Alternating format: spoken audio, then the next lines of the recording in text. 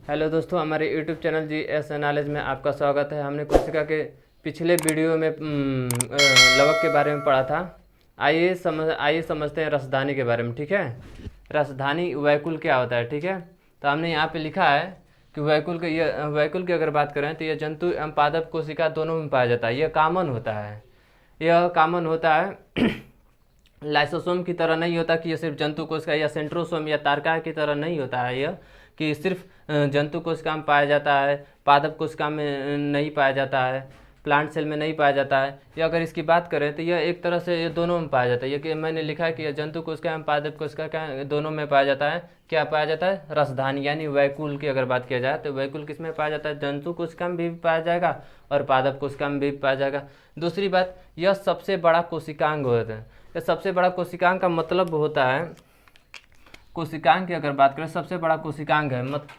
अगर कोशिकांग की अगर बात करते हैं, अगर जितने भी हमारे कोशिका झिल्ली के अंदर, अगर ये कोशिका झिल्ली के अंदर जितने भी माइटोकांड्रिया की बात करें, माइटोकांड्रिया, और दूसरी अगर बात करें केंद्रक, फिर अगर बात करें लाइसोसोम गाल्जी का है, तो इन सब में अगर बात करें तो ये सब क्या है? कोशिकांग है। इनमें अगर सबसे बड़ा क्या कौन सा है तो यह अगर बात करें तो यह कोशिकांग है। मतलब कौन सा बड़ा है? तो रसधानी यानी वैकुल क्या है? सबसे बड़ा कोशिकांग है। ठीक है, तो जब यह सबसे बड़ा है तो सबसे छोटा कौन सा कोशिकांग है? तो सबसे छोटा कोशिकांग की अगर बात करें तो राइबोसोम है। राइबोसोम।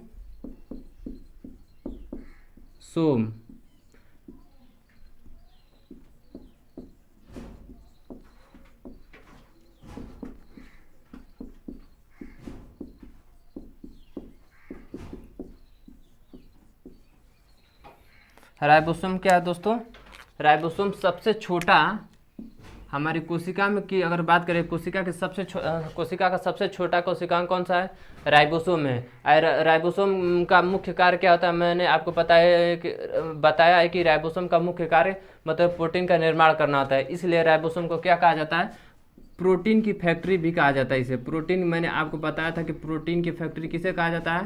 तो राइबोसोम को कहा जाता है। ठीक है, प्रोटीन की फैक्ट्री से कहा जाता है। ठीक है, इसका मुख्य कार्य क्या होता है? अगर बात करें वैकुल यानी रसधानी की अगर बात करें तो इसका मुख्य कार्य क्या होता है? तो यह भोजन एवं अपशिष्ट पदार्थों का संग्रहण करता है। मतलब यह भोजनों को भी इकट्ठा कलेक्ट कर लेता है कोशिकाओं के लिए, और जो उसका अवशिष्ट पदार्थ होता है, जो एकदम कूड़ा कचरा की तरह होता है, थोड़ा सा गंदे टाइप का जो होता है पदार्थ होता है, वो उनका भी संग्रहण कर लेता है, फिर बाद में उन्हें निकाल फेंकता है। ठीक है, अब ये क्या करता है? तीसरी बात मतलब कि यह किससे घिरी होती है? तो यह टोनोप्लास्ट नामक एक झिल्ली होती है, इसके चारों तरफ पाई जाती है, घिरी रहती है। टोनोप्लास्ट नामक झिल्ली से क्या होता है? यह घिरी होती है। ठीक है, चौथी अगर इसकी बात करें तो यह कोशिकांग रसधानी कोशिकांग की अगर बात करें तो यह प्लांट में पादप कोशिका में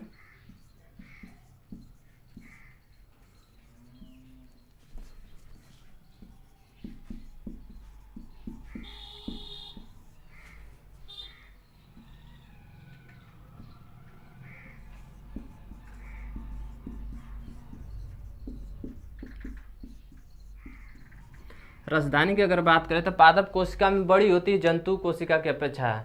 मतलब ये जंतु कोशिका जो होती है, कोशिका झिल्ली, मतलब कोशिका झिल्ली की अपेक्षा ये क्या पाई जाती है? ये बड़ी पाई जाती है पादप कोशिका में।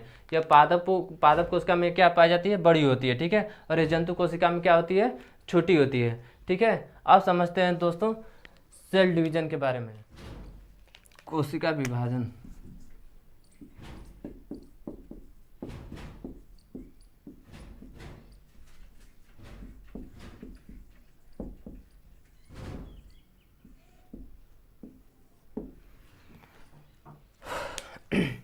कोशिका विभाजन के द्वारा ही नई कोशिकाओं का निर्माण होता है। ठीक है, अब बात इसमें लिखेंगे कोशिका विभाजन में कौन कौन से सहायक होते हैं। तो कोशिका विभाजन किन किन के द्वारा होता है? तो एक केंद्रक और एक सेंट्रोसोम तारका है।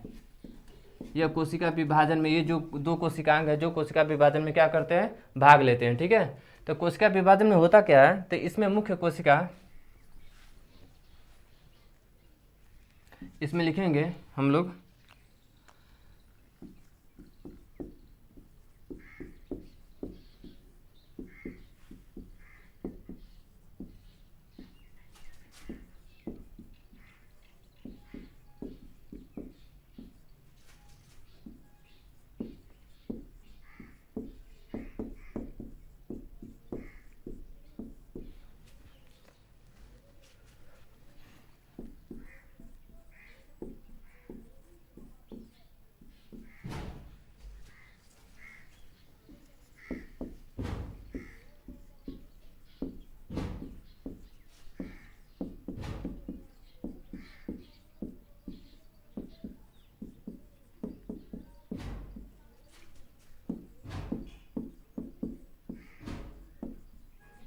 अगर बात करें कोशिका विभाजन के अंतर्गत क्या होता है, तो कोशिका विभाजन के अंतर्गत मुख्य कोशिका विभाजित होकर नई कोशिका का निर्माण करती है। ठीक है, मुख्य कोशिका क्या हो जाती है, विभाजित हो जाती है और फिर नई कोशिका क्या कर लेती है, निर्माण करती है। मुख्य कोशिका को क्या कहा जाता है, मुख्य कोशिका को पैरेंट सेल कहा जाता है, मातृ कोशिका कहा जाता है। और जो नई कोशिका को क्या कहा जाता है, तो नई कोशिका को डॉटर सेल यानी पितृ कोशिका कहा जाता है। तो इसमें लिखेंगे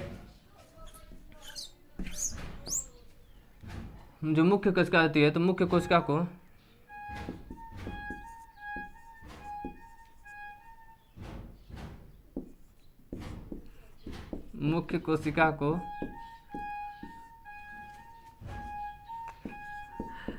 क्या कहा जाता है, तो मुख्य कोशिका को डॉटर सेल कहा जाता है, पैरेंट सेल से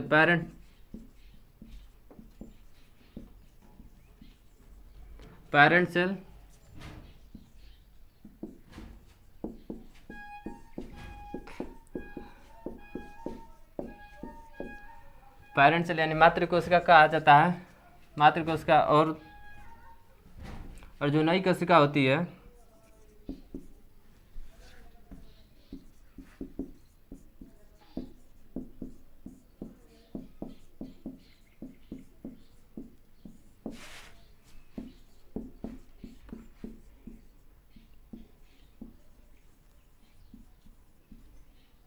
डॉटर सेल यानी पितृ कोशिका कहा जाता है।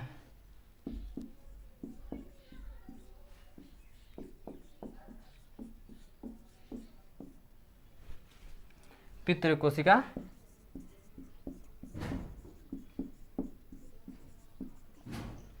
कहा जाता है। ठीक है, अब समझते हैं कि कोशिका विभाजन दो प्रकार से होता है। ठीक है, और वो कौन कौन होता है वो दो प्रकार का कोशिका विभाजन। तो आइए उस चीज़ को समझते हैं। केंद्रक और तारका कोशिका विभाजन में क्या करते हैं, भाग लेते हैं। एक पॉइंट और, इसमें कौन से अंग, कभी कभी क्वेश्चन में पूछता है कौन सा अंग मतलब कि कोशिका विभाजन में भाग लेता है, तो केंद्रक। अगर केंद्रक नहीं दिया होगा तो सेंट्रोसोम यानी तारकाय की बात करेंगे। ठीक है, तारकाय और केंद्रक।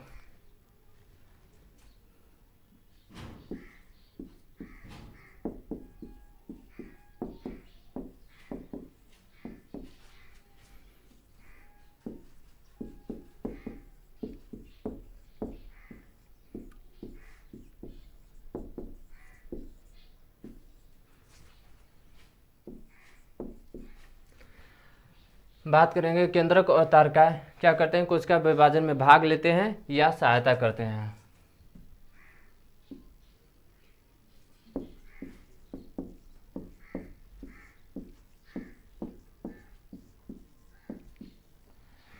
कोशिका विभाजन कितने प्रकार से होता है, अगर बात करें कोशिका विभाजन की, कि कोशिका विभाजन कितने प्रकार से होता है, तो कोशिका विभाजन दो प्रकार का होता है। एक को बोलते हैं मिटोसिस, एक को बोलते हैं मेसोसिस। यानी एक को बोलते हैं समसूत्री विभाजन,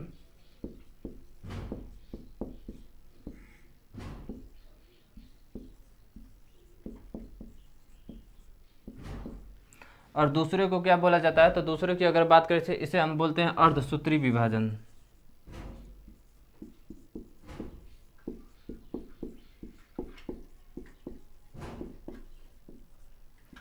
अर्धसूत्री विभाजन। ठीक है, अब समझते हैं समसूत्री विभाजन क्या होता है और अर्धसूत्री विभाजन क्या होता है। ठीक है,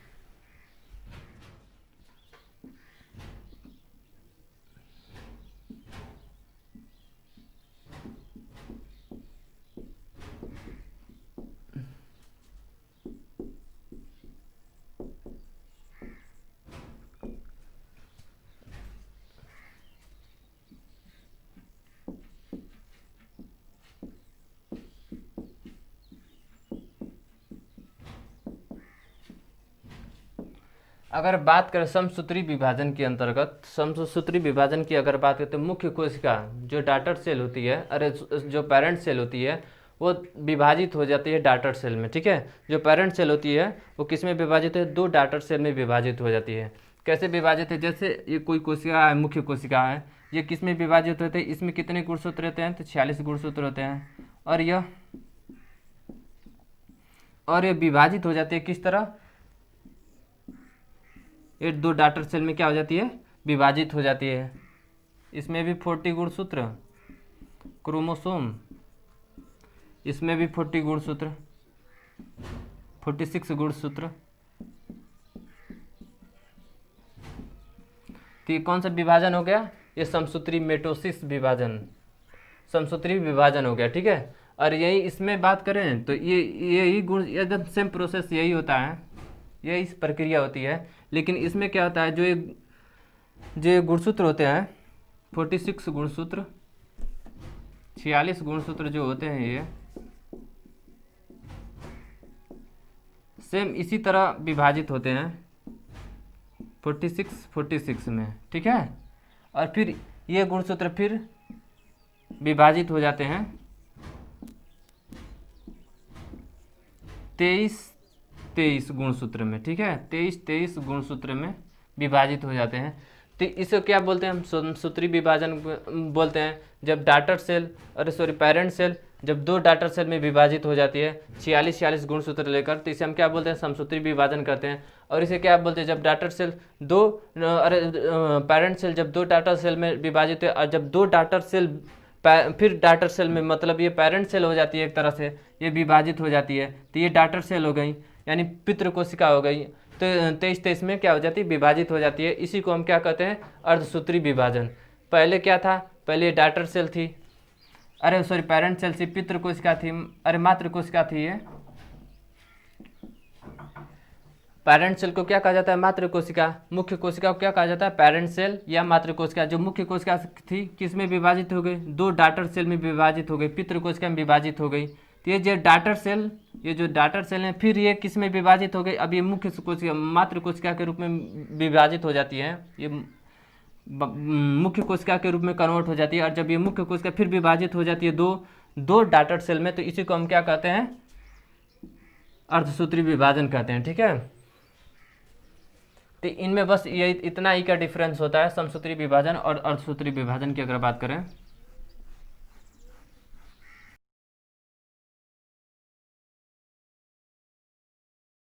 इसमें लिखेंगे समसूत्री विभाजन की खोज किसने की थी। सबसे पहले समसूत्री विभाजन की खोज की अगर बात करें तो समसूत्री विभाजन की खोज W फ्लेमिंग ने की थी।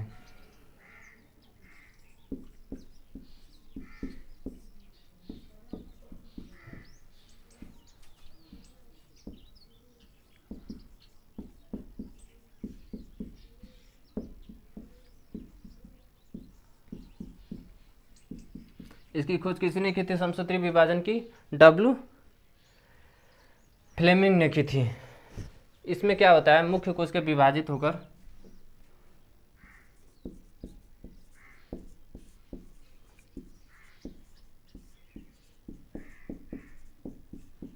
मुख्य कोशिका या पेरेंट सेल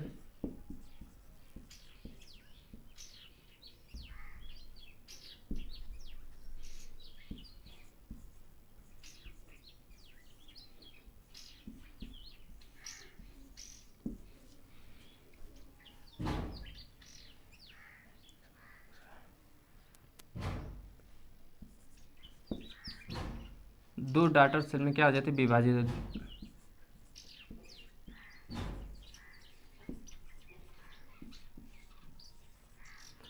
दो डॉटर सेल में क्या हो जाती है, विभाजित हो जाती है। इसमें लिखेंगे, इसमें मुख्य कोशिका पेरेंट सेल, मतलब इसमें मुख्य कोशिका 2 डॉटर सेल यानी पितृ कोशिका में क्या हो जाती है, विभाजित हो जाती है। पितृ कोशिका में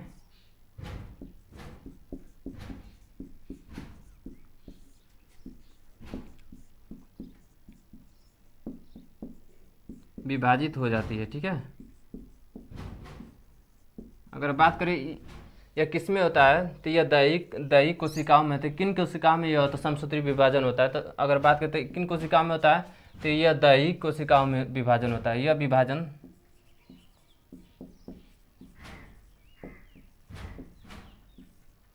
विभाजन किस में होता है, तो दैहिक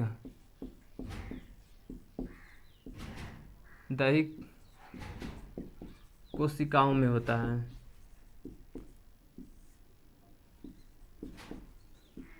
और इसमें और एक पॉइंट लिख सकते हैं कि इसमें गुणसूत्रों की संख्या हमेशा समान रहती है।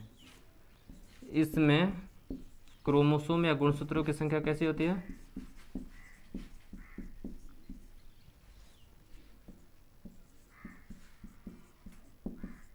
समान रहती है।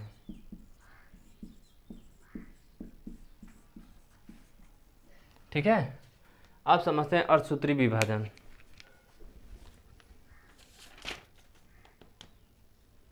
अर्धसूत्री विभाजन की अगर बात करें तो इसमें लिखे एकदम सेम प्रोसेस होता है कि इसमें भी जो डाटर सेल होती है, जो मतलब सॉरी पैरेंट सेल होती है, जो मुख्य कोशिका होती है, 2 डाटर सेल में विभाजित हो जाती है, और जो डाटर सेल होती है वो भी 2 डाटर सेल में क्या हो जाती है? विभाजित हो जाती है। ठीक है, तो इसमें लिखेंगे कि सबसे पहले इसकी खोज किसने की थी? तो एक वैज्ञानिक थे बीजमैन।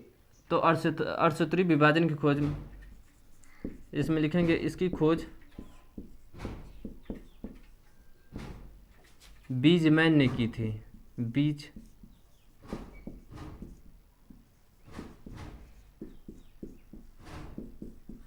इसकी खोज किसने की थी? एक वैज्ञानिक थे जिन्होंने बीजमैन, उन्होंने इसकी खोज की थी। ठीक है, अब बात करें तो इसमें वही होता है कि जो डाटर सेल, इसके फंक्शन सेम वही है जो समसूत्री विभाजन में होता है, बस ये फंक्शन इसका कार्य बस डिफरेंट हो जाता है कि जो डाटर सेल होती है वो फिर 2 डाटर सेल में क्या हो जाती है? बढ़ जाती है। ठीक है, विभाजित हो जाती हैं। यह किस में होता है? तो यह जनन कोशिकाओं में होता है। यह विभाजन अर्धसूत्री विभाजन की अगर बात करें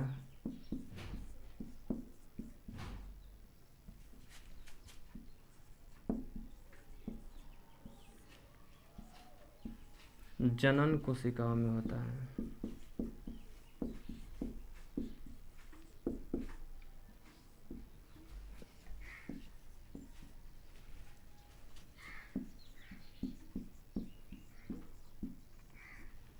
अर्धसूत्री विभाजन जनन कोशिका में होता है। और एक और पॉइंट है कि इसमें गुणसूत्रों की संख्या एक समान नहीं रहती, परिवर्तित होती रहती है। इसमें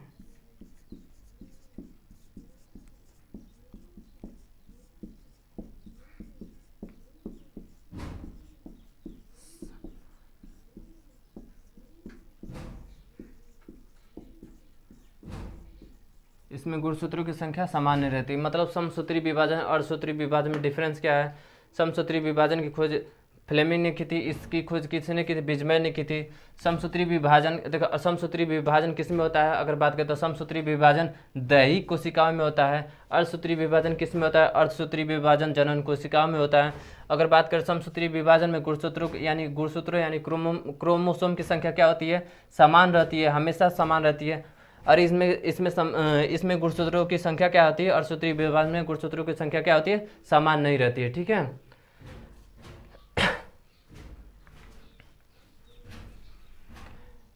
एक और बस दोस्तों एक और टॉपिक रह जाता है, साइटोप्लाज्म पढ़ लेते हैं, इसके बाद हमारा ये सेल वाला चैप्टर कंप्लीट होता है। एक घटक और बच गया है,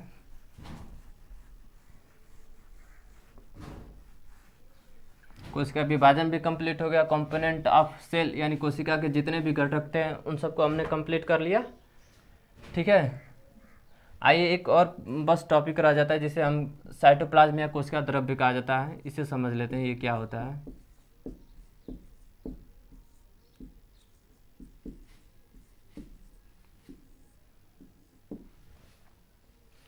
कोशिका द्रव्य की अगर बात करें तो ये आपको पहले से ही पता है कि कोशिका के चारों तरफ कौन सी झिल्ली होती है। तो कोशिका के चारों तरफ को इसे क्या कहते हैं? हम कोशिका झिल्ली कहते हैं, कोशिका झिल्ली कहते हैं।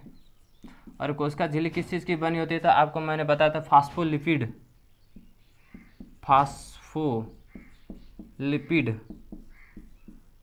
प्लस प्रोटीन की बनी होती है। ठीक है, न्यूक्लियस को छोड़कर यानी केंद्रक को छोड़कर, ठीक है, हमारी कोशिका में जितने भी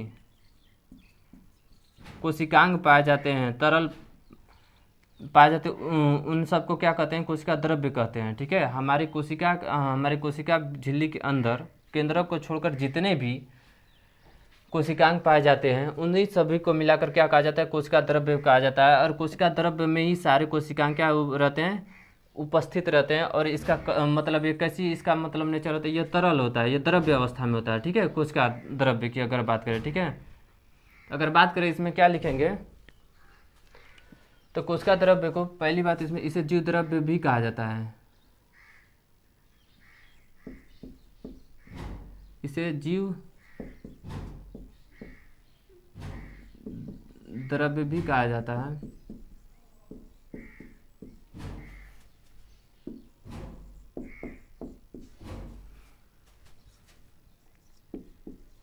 ठीक है, अगर इसे जीव द्रव्य भी कहा जाता है। इसका अगर इसकी रचना की अगर बात करें तो इसकी रचना हम किन किन चीज़ों से होती है, तो इसमें सबसे अधिक जल होता है, फिर कार्बनिक पदार्थ होते हैं, और फिर अकार्बनिक पदार्थ होते हैं। तो इसका निर्माण या इसकी रचना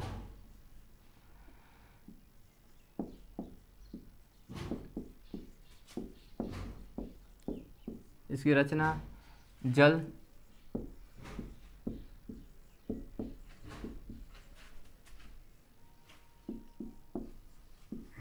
कार्बनिक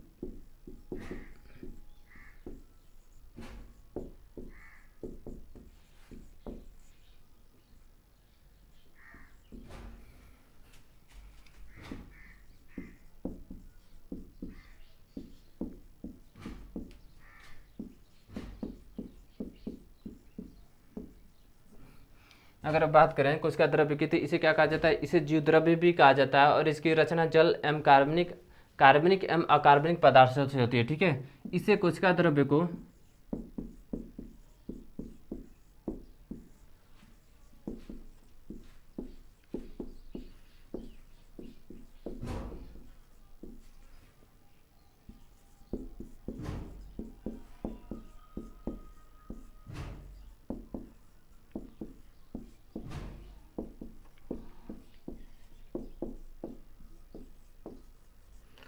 कोशिका द्रव्य को क्या कहा जाता है, कोशिका द्रव्य को जीवन का भौतिक आधार माना जाता है, ठीक है। और ये क्वेश्चन एसएससी ने पूछा था कि किसे मतलब कि भौतिक आधार माना जाता है, ठीक है, किसे मतलब जीवन का भौतिक आधार माना जाता है।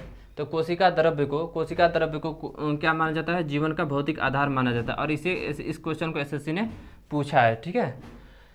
तो आज से दोस्तों हमारे पूरे इस कोशिका का मतलब कि कोशिका से संबंधित जितने भी अपघटक थे, सारे उन चीज़ों को हमने पढ़ लिया। और आई होप, मुझे आशा है कि आप लोगों के पूरी तरह से अच्छा लगा होगा वीडियो। और अब इस कोशिका के नेक्स्ट वीडियो में मिलते हैं दोस्तों। हमारा इस चैप्टर पूरी तरह से कंप्लीट हो गया है, ठीक है। इस चैप्टर से संबंधित जितने भी क्वेश्चन हैं हम नेक्स्ट वीडियो में करेंगे, ठीक है। तो तब तक के लिए दोस्तों, आज का अगर ये वीडियो आपको पसंद लगे तो सब्सक्राइब करें, लाइक करें, ठीक है।